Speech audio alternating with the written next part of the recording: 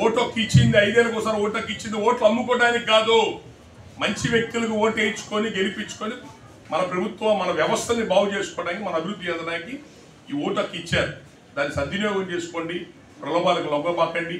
కాపులు, BC SC, minority కులాలు మనందరం ఒకే జాతి. ఏ జాతి అంటే అణగారిన జాతి.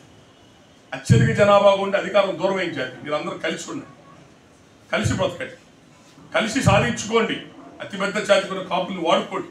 20% పైన జనాభా ఉన్న కాపుల్ని వాడుకోండి. మిమ్మల్ని బీసీఎస్సీ కులాల్ని మా భుజస్కంధాల మీద ఎక్కించుకొని మిమ్మల్ని ముందుకు తీసుకెళ్తాం. మేము రాజ్యాధికార స్థానంలో అందరం కలిసి పనిచేద్దాం. రేపు ఎలక్షన్లో సోమవారం ఎలక్షన్ వచ్చింది, సోమవారం సెలవు వచ్చింది, శని ఆదివారాలు కలిసి వస్తాయి. 3 రోజులు సెలవులు వచ్చినాయి. తిరుపతి కొండకు వెళ్దామా, పిల్లలకి ఎండాకాలం సెలవులు ఇచ్చారు, తీర్థయాత్ర పోదాం, పిక్నిక్లు పోదామా, చేయబాకే. ఓటు హక్కు వినియోగించుకోని వ్యక్తి వాడు చచ్చిపోయినతో సమానం. మీ ఓట్లు ఉన్నాయి లేవో చూసుకోండి.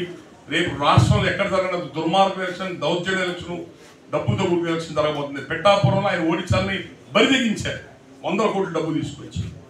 దయచేసి అది గ్రహించండి. అధికారమే పరమావధిగా పోతున్నారు. ఇది కరెక్ట్ కాదు. ఒకప్పుడు రాజకీయాలు ఇట్లా లేవు. ఇదే బుద్ధప్రసాద్ గారు 30-40 సంవత్సరాల నుంచి రాజకీయాల్లో ఉన్నారు. ఈ కోట్ల రూపాయల డబ్బు తెలుసా ఇది ఆయన దగ్గర ఉన్నాయా? నిన్నగా మొన్న గెలిచిన వాడి దగ్గర 100 కోట్ల డబ్బులు ఉంటున్నాయి. వ్యవస్థలు ఇలాగ వదిలేస్తే ఏమైపోతాం అందరం కలిసి? కాబట్టి నిజాయితీ గల మనుషులు గెలిపించుకోండి, నిజాయితీ గల పార్టీలు అధికారంలో తీసుకొచ్చే ప్రయత్నం చేయండి. రేపు పొద్దున అందరం మీ ఓటు హక్కు వినియోగించుకోండి. డబ్బులు ప్రలోభాలకు లొంగబాకండి. మనలాంటి పేద జాతుల నుంచి వచ్చిన పార్టీని, నాయకుల్ని కాపాడుకోండి. Thank you.